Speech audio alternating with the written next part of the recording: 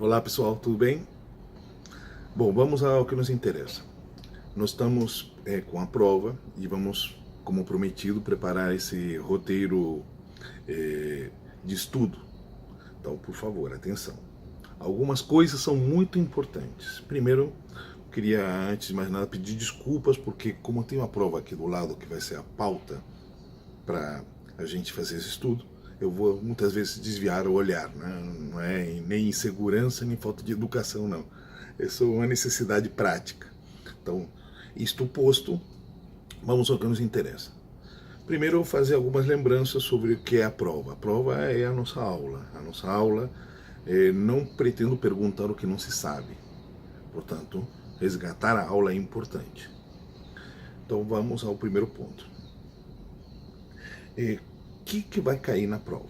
Bom, vai cair na prova alguns pontos que estudamos durante o processo, como, por exemplo, possessivos. Mi, casa, mi, padre. E já vou explicar ponto a ponto. Dois tipos de pretéritos, o pretérito indefinido e o pretérito imperfeito, ou imperfecto em espanhol. Esses dois pretéritos são pretéritos simples, portanto, não levam um verbo auxiliar. Vamos falar também deles. Depois discutiremos sobre, como dicas para a interpretação de texto e, por último, uma textualidade com a temática proposta em sala, né?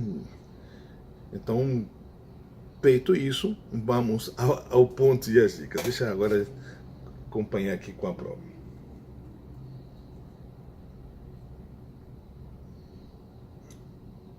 Bom, começamos com interpretação de texto. Interpretação de texto, vamos colocar um texto em si, e acho que a grande dica nisso é olhar o texto e não a nossa opinião. A gente pode concordar ou não concordar com o que está escrito no texto, mas a questão é saber o que está escrito no texto, não o que nós achamos. A não ser que seja uma pergunta, qual é a sua opinião sobre o texto? Aí já muda tudo, mas não é o caso. Então, no caso, vai sair, vamos extrair informações que o texto estabelece. Então,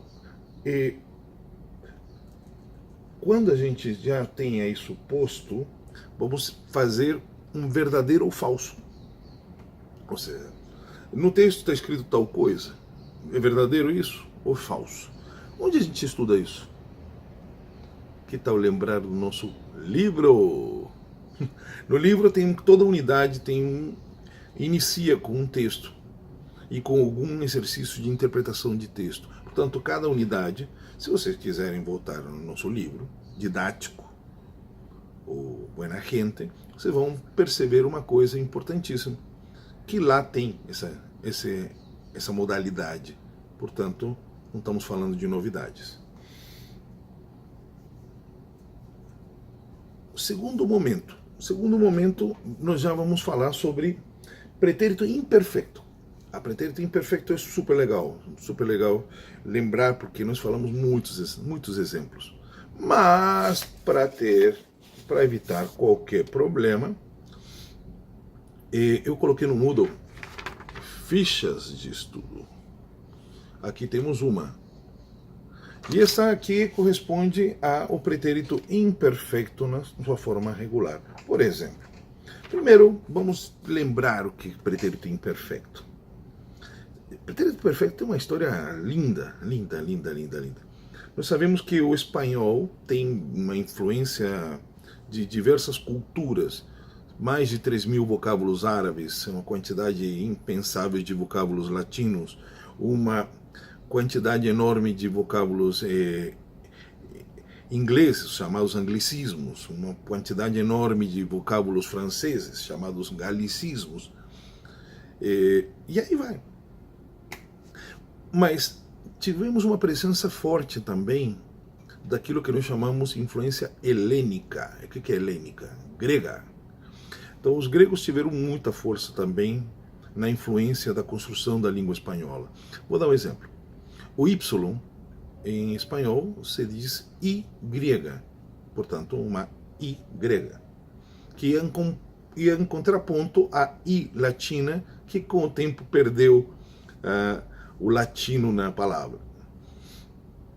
Então ficou em espanhol I, E, Y. Bom, isso só para dizer alguma coisa. Mas não só na parte gráfica que ficou influência dos gregos, não.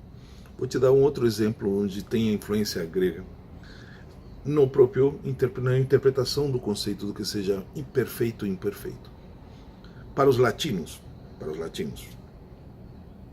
perfeito é aquilo que não tem falha, que não tem mácula, que não tem problema. Tudo o que é quase divino ou divino.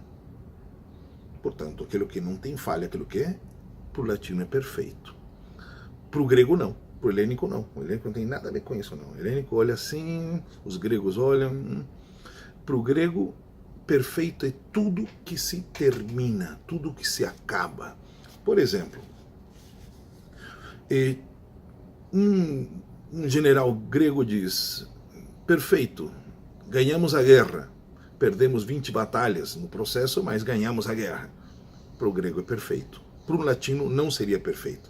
Para o latino seria perfeito se tivesse ganho todas as batalhas. Bom, onde eu quero chegar? Se perfeito ou perfeito, para o grego, e essa é a influência, é algo que se termina, imperfeito é algo que não se termina. Olha que coisa óbvia. É óbvio, mas é interessante. Por quê? Porque pretérito imperfeito, como pretérito, é um passado, obviamente. Isso está claro. Mas imperfeito é porque ele não foi concluído. Por exemplo, eu estou dando esta videoaula, esse roteiro em forma de vídeo, e de repente cai energia e pum, se quebra. Então, eu estava dando. É diferente de dizer eu di uma classe em videotexto, de eu estava dando uma classe em videotexto. O vídeo classe, perdão. É isso que eu quero que vocês entendam. Então, por exemplo, se eu estava caminhando em direção a algum destino e encontro uma pessoa e me convida para tomar um café, eu não chego no destino, eu estava caminhando. Eu não caminhei. É diferente se eu seguisse caminhando até chegar ao destino. Aí eu cheguei, eu quero chegar na escola, estou aqui na minha casa. E chego na escola, portanto, cheguei à escola. Mas se eu estava indo na escola e encontro o meu coordenador, o meu diretor, a minha diretora, e me chama e me diz, peraí, vamos conversar que tem uma coisa importante aqui. E eu não chego na escola, vou para outro lugar, sei lá, então, eu estava chegando à escola, eu caminhava à escola, eu ia à escola. Ficou mais ou menos claro? Então, verbo aqui. Essa ficha é importante. Essa ficha é para estudar. Eu, verbo comer, comia. Quer dizer que em algum momento do passado eu estava comendo e fui interrompido no ato de comer. Aqui, hablar. Eu hablava. Quer dizer que no passado eu estava falando e em algum momento fui interrompido no ato de falar. Eu subia. Em algum momento eu subia. Por exemplo, algum tempo atrás eu subia algumas ladeiras. Hoje nem pensar. Por isso que eu utilizo subia e não sub presente ou subir, que é um ato já concluído. Tá ficando claro? Tá. Lembro que em espanhol, e aqui tem uma outra ficha, que são a ficha dos verbos reflexivos ou pronominais. Espanhol é uma língua pronominal. Por que é uma língua pronominal? É uma língua pronominal porque o pronome determina. Então, por exemplo, há uma diferença dizer verbo cantar e verbo cantar-se. Verbo cantar, que termina com infinitivo, ou seja, termina com ar, com er e com ir, será conjugado sempre com nossos pronombres personais. Eu canto, eu cantei, eu cantava, etc. Qualquer tempo que a gente possa conjugá-lo, será conjugado com, se o verbo terminar em ar. Por exemplo, amar, eu amei. Ou vestir, eu vesti. Então, preste atenção uma coisinha que é importante. Olha que interessante. Quando eu utilizo o verbo infinitivo, o verbo levantar, por exemplo, que é o exemplo daqui, levantar. Eu levanto algo ou alguém. Mas se eu quero dizer que eu estou me levantando, ou seja, fazendo esse movimento, para dizer que eu estou me levantando, ou seja, levantando a mim mesmo, eu faço o quê? O que eu faço? Eu utilizo um outro grupo de pronomes, que são chamados pronomes átonos ou pronomes reflexivos. Átonos, o nome átono é porque não é tônico, né? Porque existe um grupo chamado de pronomes tônicos. Então, pronomes átonos. Assim, um grupo de gramáticos os chama. E tem um outro grupo de gramáticos que chama de pronomes reflexivos. É como se fosse um reflexo. É como tudo que se faz é em direção a nós e não em direção aos outros. Tá claro? Tá aí, beleza? Então tá bom. Vamos dar continuidade. Pretérito imperfeito. Lembro que tem 3, e tem a ficha lá, hein? 3 verbos irregulares. Verbo ser, portanto, yo era, tu eras, ele era, ou me era, te eras, ou se era, dependendo do verbo, se é verbo ser ou nas suas possibilidades. E o outro, ou seja, os outros dois são verbo ir, yo iba, isso é no pretérito imperfeito. E tem o verbo ver, yo veía. São os únicos. O resto é tudo verbo regular. O resto é tudo esta ficha. Bom, continuando, espero que verbo regular tenha lembrado das aulas, enfim. Continuamos aqui com nosso... Daí nós vamos para o verbo infinitivo. O pretérito indefinido. Pretérito indefinido. Agora sim. O pretérito indefinido tem outra função. Se o pretérito imperfeito é alguma coisa interrompida no passado, o pretérito indefinido é algo concluído no passado. Então, se eu digo tomei café, o pretérito indefinido, tomei café, eu tomei café, estou dizendo que em algum momento eu comecei a tomar café e em algum momento do passado terminei de tomar café. É uma ação concluída. Tá, então por que se chama imperfeito? Perdão, se chama indefinido. Se chama indefinido porque em que momento eu tomei café? O verbo não me diz. Por isso que é indefinido. Mas o que importa é que o pretérito indefinido é uma ação concluída no passado. Fechou? Qual a diferença? Aqui. Lembre-se que existem verbos de primeira, segunda e terceira conjugação, ou seja, verbos terminados em ar, er ou e. As terminações são fundamentais para conjugar. Se verbo gramaticalmente é uma raiz mais o infinitivo, portanto, cantar, infinitivo ar, a raiz é o que sobra, no caso cante. Qual seria a definição de conjugação? Conjugação é, na gramática, bem entendido, é uma raiz mais uma terminação. Então, por isso que essa tabela é a tabela das terminações. Então, cantar aqui seria yo cantei, tu canta, ou me cantei. Eu cantei, cantei para alguém. Me cantei, cantei para mim. Beleza? Lembraram? Então, continuamos. E aí vamos para uma outra tabela, que é uma tabela interessante, que é a tabela dos possessivos. Possessivos. Aqui. Possessivos. Aqui nós temos dois tipos de formas. Essa tabelinha está aqui muito clara. Tem as formas átonas e as formas tônicas. Formas átonas. Mi casa, mis padres. Segunda persona, tu casa, tus padres. Terceira, su casa, sus padres.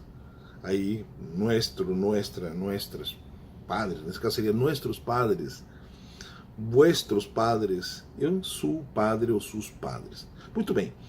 E tem as formas tônicas. El padre mío, la madre mía, la madre suya. Suja, hein? Por favor. Eu sei que o som fica horrível, mas é suja. Suja. O Y com o vogal tem um som de G.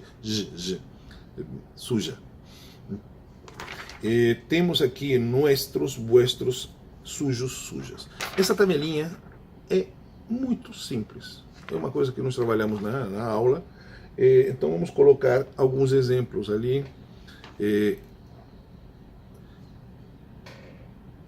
Eu trabalho em alguma casa. Eu posso dizer, eu trabalho em suja casa? Eu trabalho em sua casa. Ou eu trabalho em la casa suja. Entenderam a diferença?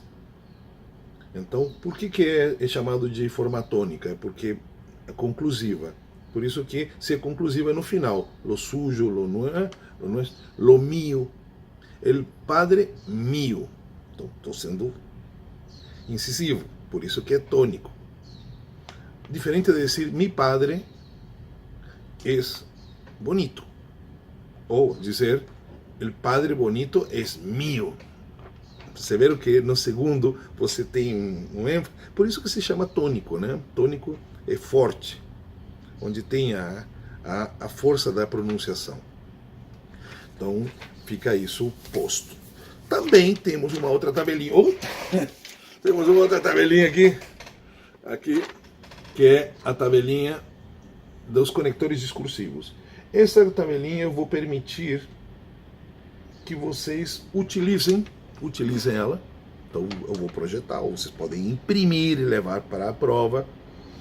Eu estou falando categoricamente, podem imprimir e levar para a prova. Não é cola, não é cola. É um suporte para a produção de texto, são conectores.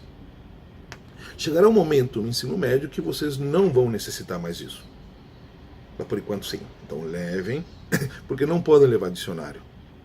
Então eu vou permitir que se levem os conectores. Por isso que se esquecer o projeto, para que vocês não fiquem com algum tipo de problema em relação a organizar o discurso, a fala, a textualidade.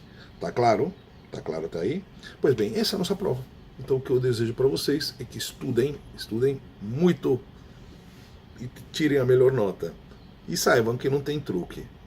O que caiu na prova é o que nós trabalhamos no trimestre. Beijos, abraços, tchau.